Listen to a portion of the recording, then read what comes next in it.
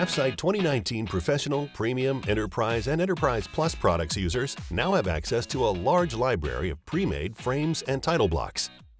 The frames and title blocks come pre-made for ANSI, BSI, DIN, ISO, and JIS standards. To access the frames and title blocks, go to the Toolbox menu. Select the standard you would like to use. In our case, ISO. And click Close. Next, click the Insert icon in the Frame tab.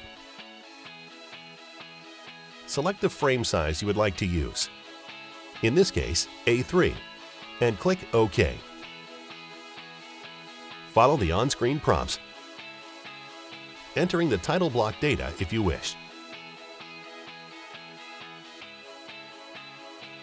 This is just one of the new time-saving features to be found in DraftSight 2019.